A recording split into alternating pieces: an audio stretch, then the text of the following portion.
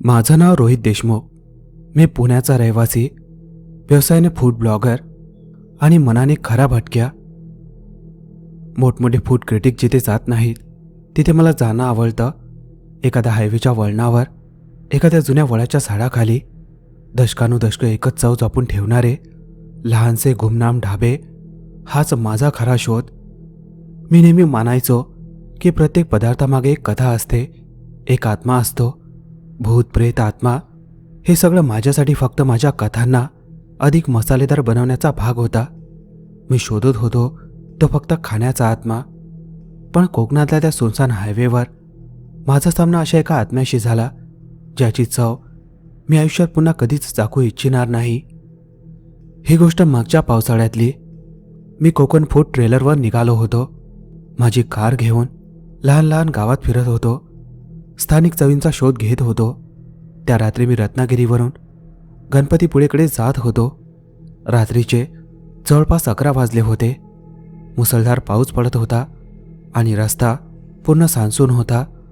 मला खूप भूक लागली होती. एखादा छानसा देसी ढाबा मिळेल का याचा शोध घेत होतो. तेवढ्यात रस्त्याच्या कडेला एक फार जुना, अंधारात जवळजवळ बुडालेला ढाबा दिसला. त्याला नाव नव्हतं, फक्त एक जुन्या ओलसर लाकडी फळ्यावर पांढऱ्या रंगाने ढाबा असं लिहिलेलं होतं. तो ढाबा थोडा विचित्र वाटत होता. तिथे तेजस्वी दिवे नव्हते, फक्त एक फिकट पिवळसर प्रकाश, जणू एखादी कंदील मिनमिनत होती. पण माझी भूक माझ्या प्रत्येक शंकेवर भारी पडली.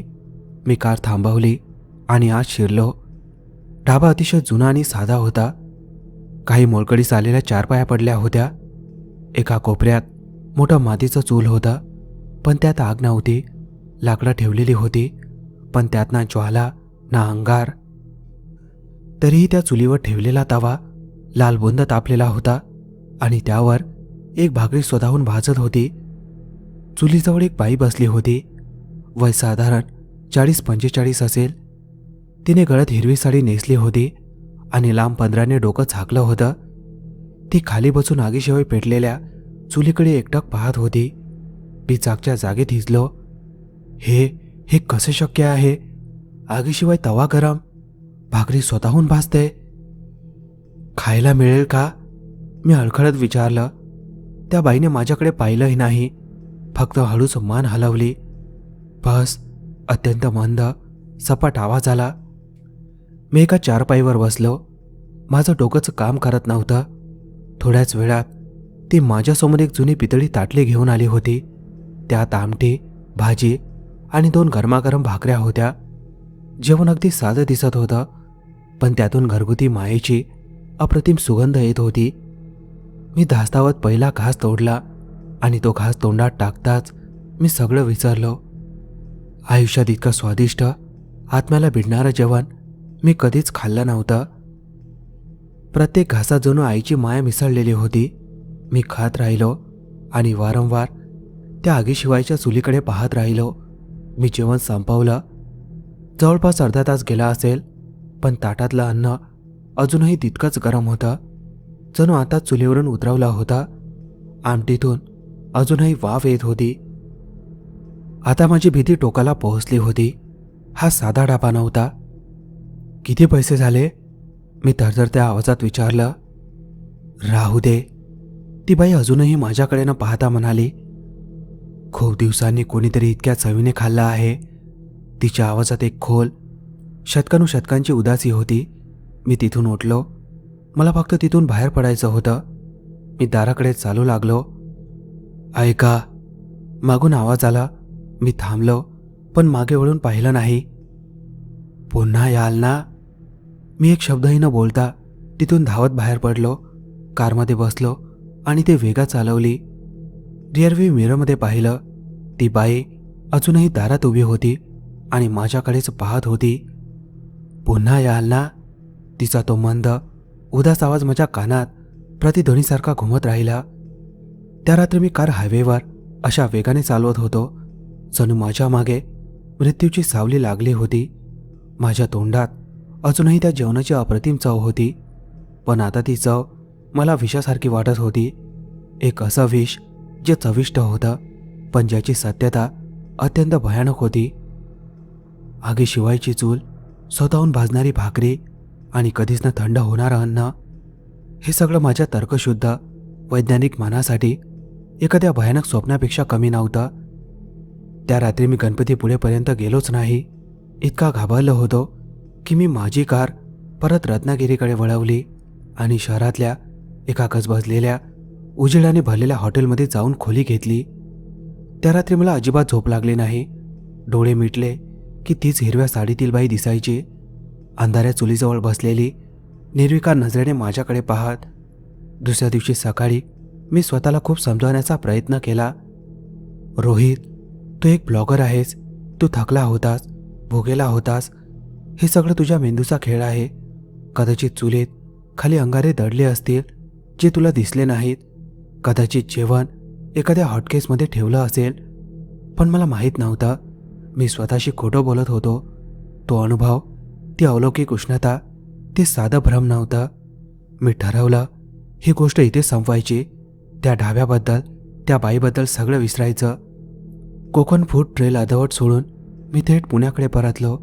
पण तो ढाबा माझ्या मागे राहिला नाही, तो माझ्या सोबतच आला. पुण्यात परतल्यावर काही दिवसांनी विचित्र गोष्टी घडायला लागल्या. मला भूकच लागेनाशी झाली. जो मी खाण्यासाठी जगायचो, प्रत्येक तासाला काहीतरी चाकण्याची सवय होती, ते मी आता जेवण पाहिलं तरी अस्वस्थ व्हायला लागलो. काही खाल्लं तरी चवच लागत नव्हती. जगातल्या सर्वोत्तम रेस्टॉरंटचं जेवणसुद्धा मला मातीसारखं वाटायचं. माझ्या तोंडात फक्त एकच चव उरली होती, त्या ढाब्याची, त्या आमटीची, त्या भाजीची, त्या गरमागरम भाकरीची. माझी तब्येत दिवसेंदिवस खालावत होती. मी अशक्त होऊ लागलो. डॉक्टरांना दाखवलं, सगळ्या तपासण्या केल्या, सगळं नॉर्मल. कोणीच माझ्या या विचित्र आजाराचं कारण शोधू शकत नव्हतं. आणि मग एका रात्री मी भूक आणि अस्वस्थतेने तळफळत होतो, तेव्हा मला एक स्वप्न पडलं. मी पुन्हा त्याच ढाब्यात होतो. तोच अंधार, तिचं शांतता आणि ती बाई माझ्यासमोर बसलेली. भूक लागली आहे, तिने विचारलं. हो, मी स्वप्नात उत्तर दिलं. खूप लागली. मग खात का नाहीस? तिने तिच्यासमोर ठेवलेल्या एका पितळी ताटाकडे इशारा केला. मी पाहिलं, ती ताटली रिकामी नव्हती. ती राखेने भरलेली होती, थंड चुलीच्या राखेने. खा, तिचा आदेश आला. ही तर राख आहे, मी किंचाळलो. ती शांतपणे म्हणाली, ही राख नाही, ही भूक आहे, माझी कधीच न संपणारी भूक. आणि अचानक माझी झोप मोडली. मी घामाने भिजलो होतो आणि माझ्या तोंडात राखेची भयानक कडू चव होती. आता मला समजलं होतं, हे आजारपण नव्हतं, हा श्राप होता. त्या बाईने, त्या ढाब्याने माझी भूक चोरली होती आणि तिच्या जागी स्वतःची कधीच न संपणारी अतृप्त भूक माझ्या आत भरली होती. मला कळलं, जर मी परत गेलो नाही तर मी इथेच पुण्यात उपाशी तळफळत मरेन. माझ्याकडे दुसरा पर्याय नव्हता. मी पुन्हा कार काढली आणि त्या कोकण हायवेवर निघालो, रत्नागिरीच्या दिशेने. यावेळी मी फूड ट्रेलरवर नव्हतो. मी माझं आयुष्य परत मिळवण्यासाठी निघालो होतो. 2 दिवसांनी त्याच वेळी त्या जागी पोहोचलो आणि तो ढाबा तिथेच होता. तोच अंधार, तोच फिकट पिवळा प्रकाश, तोच जुना लाकडी फलक. यावेळी मी घाबरलेलो नव्हतो. मी एका मिशनवर होतो. मी कारमधून उतरलो आणि सरळ आत गेलो. ती बाई आजही तिथेच बसली होती, त्या आगीशिवायच्या चुलीजवळ. मी परत आलो, मी थरथरत्या आवाजात म्हटलं. तिने हळूहळू मान वर केली आणि माझ्याकडे पाहिलं. आज तिच्या चेहऱ्यावर निर्विकार भाव नव्हते. एक हलकी, अत्यंत उदास स्मित रेषा होती. मला ठाऊक होता, तू येशील. का? माझ्याबरोबर असं का केलंस? माझी भूक मला परत दे. ती हळू आवाजात म्हणाली. मी देऊ शकत नाही, ती आता माझी राहिलेली नाही. मग कोणाची आहे? त्याची. तिने चुलीमागच्या भिंतीवर टांगलेल्या एका जुन्या, धुळीने माखलेल्या फोटोकडे बोट दाखवलं. मी त्या फोटोकडे पाहिलं. एका मिशीवाल्या, हसऱ्या चेहऱ्याच्या माणसाचा फोटो होता. हे कोण? माझे पती, ती म्हणाली. तिचा आवाज दाटून आला. भानुदास, ती पुढे सांगू लागली. हा डाबा त्यांचाच होता. लोकांना खाऊ घालण्याची त्यांची प्रचंड आवड होती. ते नेहमी म्हणायचे, आपल्या ढाब्यावरून कोणताही प्रवासी उपाशी जाऊ नये. आम्ही दोघं मिळून हा ढाबा चालवत होतो. आमचं आयुष्य खूप आनंदात जात होतं. ती आठवणीत हरवली. पण एका रात्री काही गुंड दारूच्या नशेत आले. त्यांनी पोटभर जेवलं आणि पैसे द्यायला नकार दिला. माझ्या नवऱ्याने पैसे मागितले तर त्यांनी त्यांना खूप मारहाण केली. ती रडू लागली आणि मग त्यांना जिवंतपणी पेटत्या चुलीत फेकून दिलं. माझं रक्त घोटलं. मी त्यांना वाचवायला गेले, पण त्यांनी मलाही पकडलं आणि मलाही त्या जागेत ढकलून दिलं. मी निशब्द उभा राहिलो. आम्ही दोघंही त्या चुलीत जळून मेलो. तिने वेदनांनी भरलेली कथा पूर्ण केली. आणि ते गुंड, त्यांनी आमच्या गल्ल्यातले सगळे पैसे लुटले. आमचं सगळं अन्न त्यांनी आमच्या जळणाऱ्या शरीराच्या उष्णतेवर बसून खाल्लं आणि हसत राहिले. ती क्रूरतेची पराकाष्ठा होती. आमच्या आत्म्यांना शांती मिळाली नाही. ती हळू आवाजात म्हणाली, आम्ही अजूनही इथेच आहोत, या ढाब्यात, आणि आम्ही भुकेले आहोत, खूप भुकेले. पण आम्ही काही खाऊ शकत नाही. फक्त दुसऱ्यांना खाताना पाहून आमची भूक भागवण्याचा प्रयत्न करतो. आता मला सगळं उमगलं. तो आगीशिवाय पेटलेला चुल्हा, तो काही चमत्कार नव्हता. ती दोघांची जळती आत्माच त्या तव्याला तापवत होती आणि ते अन्न, ते त्यांच्या अतृप्त इच्छेच्या उष्णतेने कायम गरम राहत होतं. ती पुढे म्हणाली, ज्यानेही त्या रात्रीनंतर इथे येऊन मनापासून त्या जेवणाची स्तुती केली, त्याच्या भुकेचा एक भाग आमचा झाला. माझ्या छातीत धस्स झालं. रोहित, तू पहिला नाहीस. अन्नपूर्णाच्या आत्म्याच्या तोंडून बाहेर पडलेले हे शब्द माझ्या कानात बर्फासारखे टोचले. मी एकटाच नव्हतो. या श्रापाचा, या अंतहीन आत्मिक भुकेचा बळी माझ्या आधीही कुणीतरी ठरलं होतं. त्या लोकांचं काय झालं असेल? तेही माझ्यासारखे जिवंत मृतदेह बनले असतील का? की त्यांचा आणखी भयानक अंत झाला असेल? मी त्या जुन्या मनहूस चारपाईवर बसलो होतो. माझ्यासमोर एक अशी आत्मा उभी होती जी स्वतःच्या ढाब्यात, स्वतःच्या आगीत पतीसोबत जळून मेली होती.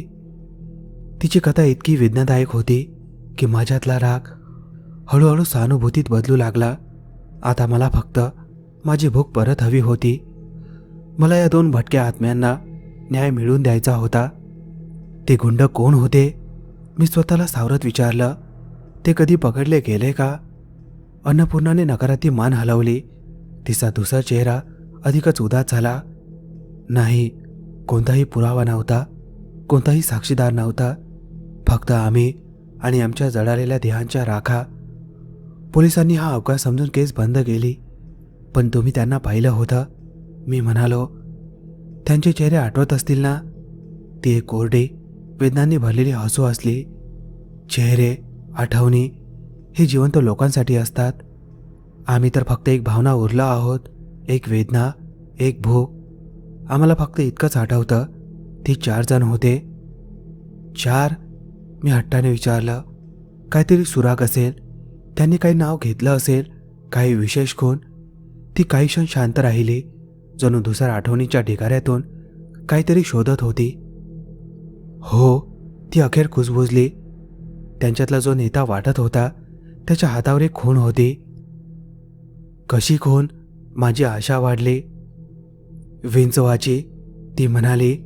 काळ्या रंगाचा, मनगटावर गोंदवलेला विंचू. माझ्या डोक्यात वीज चमकली. एक सुराग, छोटासा पण कदाचित महत्वाचा. ती पुढे म्हणाली, आणि जेव्हा ते आमच्या गळ्यातले पैसे लुटत होते तेव्हा त्यांच्यातला एक दुसऱ्याला नावाने हाक मारत होता. कोणतं नाव? ती म्हणाली, लाली. लाली आणि विंचवाचा टॅटू. आता माझ्याकडे 2 सुराग होते. 25 ते वर्षापूर्वीचे. धुसर, जवळजवळ निरुपयोगी. 25 वर्षापूर्वी कोकणात लाली नावाचा, हातावर विंचवाचा टॅटू असलेला गुंड आज कुठे सापडणार? मी खोल श्वास घेतला. अन्नपूर्णाताई, मी तुमची मदत करणार आहे. मी त्यांना शोधेन. कसं? तिच्या आवाजात आशेचा कणही नव्हता. जे पोलिसांना जमलं नाही ते तू एकटा करशील? माहीत नाही, मी प्रामाणिकपणे उत्तर दिलं. पण मी प्रयत्न करेन. पण त्या बदल्यात मला माझी भूक परत हवी. ती असहाय्यपणे म्हणाली, मी सांगितलं ना रोहित, ती आता माझ्याकडे नाही, ती या ढाब्याच्या हवेत मिसळली आहे. हा ढाबा आता फक्त जागा राहिलेला नाही, तो स्वतःच एक भूक बनला आहे. ते पुढे म्हणाले, जोपर्यंत आमच्या आत्म्याची भूक शांत होत नाही तोपर्यंत हा ढाबा प्रत्येक भुकेल्या प्रवाशाची भूक खात राहील. आता मला सगळा भयानक खेळ समजला. त्यांना न्याय हवा होता आणि न्याय मिळेपर्यंत ते इतरांना आपल्या भुकेचे शिकार बनवत राहणार होते. मला मार्ग सापडला होता. जर मला माझं आयुष्य परत हवं होतं तर मला त्या 4 खुन्यांना शोधावंच लागणार होतं. ठीक आहे, मी ठामपणे म्हणालो, मी त्यांना शोधेन, पण तुम्हालाही मला मदत करावी लागेल. आणखी काही आठवतंय का? आमच्याकडे काहीच उरलेलं नाही, ती म्हणाली. आठवा, त्या रात्री त्यांनी काही आणखी बोललं होतं का? एखाद्या जागेचं नाव, कोणाचं नाव? अन्नपूर्णाची आत्मा थरथरली. ती तो भयानक क्षण पुन्हा जगू इच्छित नव्हती. कृपया आठवा, मी विनवणी केली. ती बराच वेळ शांत राहिली आणि मग अतिशय मंद, तुटक्या आवाजात ती म्हणाली, राख. काय? ते राखेबद्दल बोलत होते, हसत होते आणि म्हणत होते, चल लाली, आता राखेवाले बाबांकडे जाऊया. राखेवाले बाबा? माझ्या अंगावर काटा आला. विंचवाचा टॅटू, लाली आणि राखेवाले बाबा. खेळाला आता फक्त सुरुवात झाली होती. राखेवाले बाबा हा अजून एक विचित्र सुराग होता. हे कोण? मी विचारलं. माहीत नाही, अन्नपूर्णा म्हणाली. ते नाव मी त्या रात्री पहिल्यांदा आणि शेवटचं ऐकलं. आता माझ्याकडे 3 सुराग होते, लाली, विंचवाचा टॅटू, राखेवाले बाबा. मी अन्नपूर्णाचे आभार मानले आणि लवकरच परत येण्याचं वचन दिलं. ढाब्याबाहेर पडलं तेव्हा माझं डोकं पूर्णपणे एका मिशनवर होतं. पहिलं काम, राखेवाले बाबा कोण होते ते शोधणं. मी माझी पत्रकार म्हणून असलेली ओळख वापरली, जी मी फूड ब्लॉगिंगसाठी वापरत असे. मी कोकणातील जुन्या खेड्यात फिरू लागलो. वृद्ध लोक, मंदिरांचे पुजारी, स्मशानाजवळचे कामगार, ज्या कोणाला भेटता येईल त्यांना विचारू लागलो. बहुतेक लोकांनी नकारार्थी मान हलवली, पण एक दिवस अपूच्या नशेत धुंद असलेल्या एका फार म्हाताऱ्या साधूने मला बोलावलं. राखेवाले बाबा. त्याने लाल डोळ्यांनी माझ्याकडे रोखून पाहिलं. तो बाबा नव्हता, तो तांत्रिक होता, अघोरी, फार धोकादायक. कुठे राहायचा तो? मी घाईघाईने विचारलं. साधू खदखदून हसला. आता खूप वर्षापूर्वी मेलाय, पण जिवंत असताना त्याचं ठिकाण होतं रत्नागिरीजवळ समुद्र किनाऱ्याच्या स्मशानाच्या बाजूला असलेल्या एका मोलकडीस आलेल्या जुन्या दगडी छत्रीत. तो काय करायचा?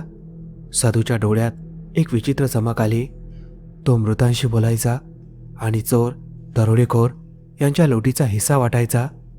तो त्यांचा गुरु होता. माझं हृदय जोरात धडधडू लागलं. म्हणजे ते गुंड त्या तांत्रिकाचे चेले होते आणि ते आपला हिस्सा द्यायला जात होते.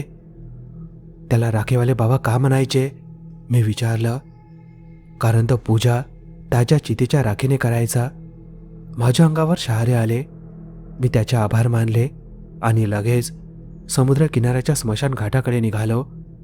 ती जागा अत्यंत भयान आणि ओसाळ होती. वाऱ्याने उडणारी वाळू, समुद्राचा खवळलेला आवाज आणि जळलेल्या लाकडाचा उग्र वास. स्मशानापासून थोडं दूर मला ती दिसली. एक मोलकळी झालेली दगडी कमानाची जुनी छत्री. मी सावधपणे आत शिरलो.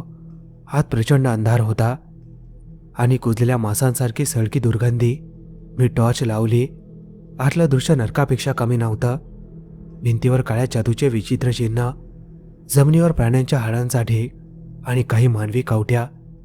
मध्यभागी एक मोठा हवनकुंड होता, जो मानवी हाडांच्या राखेने भरलेला होता आणि त्या राखेत काहीतरी चमकत होतं. मी थरथरत्या हातांनी लाकडाच्या काठीने ते बाहेर काढलं. तो एक जुना पितळी कळा होता आणि त्यावर विंचू कोरलेला होता. माझा श्वास अडखळला. मी तो कळा उलटा केला. आतून कोरलेलं नाव दिसलं, लाली. तो पितळी कळा माझ्या हातात जळता निकाऱ्यासारखा वाटत होता. तो फक्त धातू नव्हता, तो गुन्ह्याचा ठोस पुरावा होता. लाली, विंचूचं चिन्ह, राखेवाले बाबांच्या छत्रीत सापडलेला पुरावा. मी योग्य मार्गावर होतो. माझी भूक अजूनही हरवलेली होती, पण आता माझ्यात एक नवी भूक जागी झाली होती, न्यायाची भूक. मी त्या म्हणून छत्रीतून बाहेर पडलो. आता माझ्याकडे नाव होतं, खूण होती, पण प्रश्न मोठा होता. लाली कोण आणि 25 वर्षानंतर तो कुठे आहे? कोकण किनाऱ्यावरील गुन्हेगारी जग जुने आणि खोलवर रुजलेले होते. एखाद्या जुन्या गुंडाला शोधणं म्हणजे गवताच्या ढिगाऱ्यात विषारी विंचू शोधण्यासारखं होतं.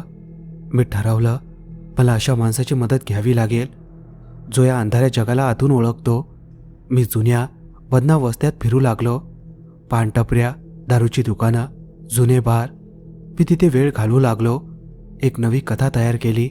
मी लोकांना सांगू लागलो, मी लाली नावाच्या जुन्या उस्तादाला शोधतोय. त्याच्या हातावर विश्वाचा टॅटू होता. माझा त्याच्याशी जुना हिशोब बाकी आहे. बहुतेकांनी मला संशयाने पाहिलं, काहींनी धमकावलं. दिवस गेले, आठवडे गेले, काही सुराग मिळत नव्हता. मी निराश होऊ लागलो. माझी तब्येत खालावत चालली होती. आता मी फक्त पाणी आणि ज्यूसवर जिवंत होतो. शरीर अशक्त होत होतं. प्रत्येक रात्री अन्नपूर्णाच्या ढाब्याचं स्वप्न पडायचं. ती विचारायची, काही कळलं का? आणि माझ्याकडे उत्तर नसायचं. आणि मग एक संध्याकाळ, मी जवळजवळ हार मानलेली एका अंधाऱ्या जुन्या बारमध्ये बसलो होतो. तेव्हा एक फार म्हातारा दारुडा माणूस, जो कदाचित मला रोज पाहत होता, डगमगत माझ्याकडे आला. कोणाला शोधतोस रे पोरा? त्याने तोत्र्या आवाजात विचारलं. लाली, विंचवाच्या खुनेचा लाली. मी निराशेने उत्तर दिलं. तो म्हातारा खदखदून हसला. त्याच्या डोळ्यात ओळखीची चमक होती. खेळ आता खऱ्या अर्थाने सुरू झाला होता. तो म्हातारा दारुडा विचित्र गोलपणे हसू लागला. लाली? अरे लालीला तर यमराजही शोधू शकला नाही. तू काय चीज आहेस रे? माझं हृदय जोरात धडधडू लागलं. म्हणजे तुम्ही त्याला ओळखत होतात? ओळखत होतो? तो पुन्हा हसला. अरे आम्ही एकाच ताटात खात होतो, एकाच बाटलीतून पीत होतो. तो माझा गुरु होता. माझ्या अंगावर काटा आला. हा माणूस लालीच्या टोळीतला होता. आता तो कुठे आहे? मी श्वास रोखून विचारलं. तो खेकासला. कुठे असेल? जिथे सगळे जातात, वर किंवा खाली. म्हणजे तो मेलाय? माझ्या आशांवर पाणी पडलं. हो, 15 वर्षापूर्वी पोलीस एन्काउंटरमध्ये. पण तो एकटाच गेला नाही, 2 जणांना सोबत घेऊन. 2? हो, ते 4 जण होते. लाली, हिरा आणि छोटे. चौघेही सैतानच. पण त्या ढाब्याच्या रात्रीनंतर त्यांची किस्मत बदलली. माझ्या छातीत धस्स झालं. ढाब्याची रात्र? हो, ती त्यांची शेवटची मोठी लूट होती. पण त्या रात्री त्यांनी फार मोठी चूक केली. लाली म्हणायचा, ती ढाबेवाली बाई साधी नव्हती, देवी होती, आणि त्यांनी तिला रागावलं. तो पुढे म्हणाला, त्या रात्रीनंतर त्यांच्यावर शाप लागला. एक एक करून सगळे मरू लागले. हिरा एक विचित्र आजाराने तडफडून मेला. दुसरा ट्रकखाली चिरडला गेला. आणि लाली पोलिसांच्या गोळ्यांनी. मी थिजलो. मग चौथा? दारुड्या हसला. तो छोट्या? माझ्या डोळ्यात आशेची ठिणगी चमकली. तो जिवंत आहे. छोट्या आता छोटा राहिला नाही, फार मोठा झाला आहे. नाव बदललं, धंदा बदलला. तो जवळ आला आणि कुजबुजला. आता तो सेठ पुरुषोत्तम दास म्हणून ओळखला जातो, शहरातील सर्वात मोठा बिल्डर. माझ्या पाठीवर शहारे उठले. म्हणजे चौथा खुनी जिवंत होता आणि ऐशो आरामात जगत होता. कुठे सापडेल तो? दारुड्याने मला त्याच्या ऑफिसचा पत्ता दिला. आता माझ्याकडे नाव होतं, पत्ता होता आणि उद्देश होता. मी निघताना शेवटचा प्रश्न विचारला. लालीचा विंचवाच्या चिन्हाचा पितळी कडा? दारुड्या दचकला. हो, त्याच्याकडे होता. तो त्याला जीवापेक्षा जास्त प्रिय होता. म्हणायचा, राखीवाले बाबांची निशाणी आहे. पण एन्काउंटरनंतर तो कडा त्याच्या मृतदेहाजवळ सापडला नाही. मी शांत राहिलो. तो कुठे आहे मला ठाऊक होतं. बारच्या बाहेर आलो तेव्हा माझ्या आत वादळ उसळलं होतं. आता ही फक्त न्यायाची लढाई नव्हती, ही चांगुलपणा आणि राक्षसीपणाची लढाई होती. एक राक्षस अजूनही मोकळा फिरत होता, पण माझ्याकडे ठोस पुरावा नव्हता, फक्त एका दारुड्याची गोष्ट. आणि तेव्हाच मला अन्नपूर्णाचे शब्द आठवले. आमची भोग त्याचा हिस्सा बनली आहे, तू पाहिला नाहीस. म्हणजे माझ्या आधीही कोणीतरी होतं, कोणीतरी ज्याची भोग चोरी झाली होती. तो कोण? कदाचित तोच माझा शेवटचा साक्षीदार असू शकतो. त्या रात्री माझं स्वप्न बदललं. मी ढाब्यात नव्हतो. मी एका अंधाऱ्या घाणेरड्या खोलीत होतो, जणू तुरुंगाच्या कोठडीत. माझ्यासमोर एक क्रूश आजारी माणूस बसला होता. तो खाण्याचा प्रयत्न करत होता, पण खाऊ शकत नव्हता. तो रडत होता, भूक भूक. मी त्याच्या हाताकडे पाहिलं. विंचवाचा टॅटू, तो लाली होता. हे स्वप्न नव्हतं, ही लालीची आत्मा होती, जी नरकात स्वतःची शिक्षा भोगत होती. अन्नपूर्णाने आपल्या खुनींनाही सोडलं नव्हतं. तेव्हाच माझ्या मागून अन्नपूर्णाचा आवाज आला, एक अजून बाकी आहे. तिने त्या कोठडीच्या भिंतीवर एक पत्ता लिहिला, सिटी हॉस्पिटल, खोली क्रमांक 404. आणि माझी झोप मोडली. मी घामाघूम झालो होतो. डोक्यात एकच गोष्ट घुमत होती, सिटी हॉस्पिटल, खोली 404. एका बाजूला नरकात तळफळणारा लाली, दुसऱ्या बाजूला जिवंत फिरणारा सेठ पुरुषोत्तम दास, आणि मध्ये एक हॉस्पिटलचा खोली क्रमांक. मी समजलो, अन्नपूर्णाची लढाई अजून संपलेली नव्हती. तिला माझ्याकडून तिचा शेवटचा बदला पूर्ण करून घ्यायचा होता. त्या सकाळी मी क्षणभरही वेळ न दवडता सरळ रत्नागिरीमधल्या सिटी हॉस्पिटलकडे निघालो. ते एक मोठं सरकारी रुग्णालय होतं. नेहमीप्रमाणे गर्दी, औषधांचा तीव्र वास आणि घाई गडबड. मी रिसेप्शनवर जाऊन थरथरत्या आवाजात विचारलं, माफ करा, खोली क्रमांक 404 मध्ये कोण दाखल आहे? त्या माणसाने संगणकात पाहिलं, 404 प्रायव्हेट वॉर्ड, त्यात श्री पुरुषोत्तम दास भरती आहेत. माझ्या श्वासाचा ठाव हरपला. खेळाचा शेवट जवळ येत होता. माझं हृदय जोरात धडधडू लागलं. तो स्वतःच रुग्णालयात दाखल होता. काय झालं आहे त्यांना? मी शक्य तितक्या शांत आवाजात विचारलं. माहीत नाही, त्याने निष्काळजीपणे उत्तर दिलं. काहीतरी मोठा आजार असावा. अनेक महिन्यांपासून इथेच आहेत.